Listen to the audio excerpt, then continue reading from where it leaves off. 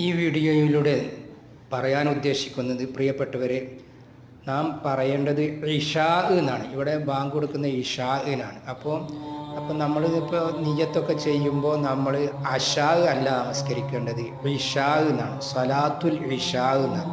ഫർളി സ്വലാത്തിൽ ഇഷാ, ഉസല്ലി ഫർള സ്വലാത്തിൽ ഇഷായി അർബഅ റക്അത്തിൻ എന്നാണ് പറയേണ്ടത് ശരിക്കും.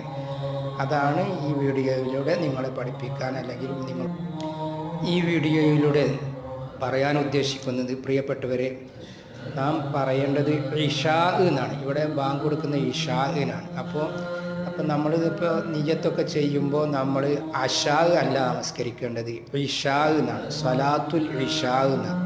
ഫർളി സ്വലാത്തിൽ ഇഷാ, ഉസല്ലി ഫർള സ്വലാത്തിൽ ഇഷായി അർബഅ റക്അത്തിൻ എന്നാണ് പറയേണ്ടത് ശരിക്കും. അതാണ് ഈ വീഡിയോയിലൂടെ നിങ്ങളെ പഠിപ്പിക്കാൻ, അല്ലെങ്കിൽ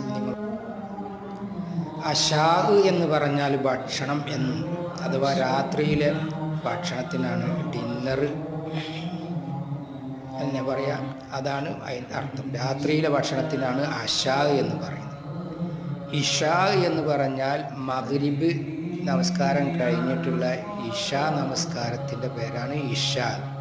അപ്പോൾ ഉസല്ലി ഫർള സ്വലാത്തിൽ ഇഷായി അർബഅ റക്അ, കൃത്യമായിട്ട് പറയേണ്ടത് ഉസല്ലി ഫർള സ്വലാത്തിൽ ഇഷായി ലില്ലാഹി തആല മുതവജ്ജിഹൻ ഇലൽ കഅബത്തി എന്നൊക്കെ അറബിയിൽ പറയാൻ വയ്ക്കുന്നവർക്ക് അങ്ങനെ അറബിയിൽ പറയാം, പറയുന്നവർക്ക് പറയാം, പറയാത്ത അങ്ങനെ ഉദ്ദേശിക്കുന്നവർക്ക് ഉദ്ദേശിക്കാം.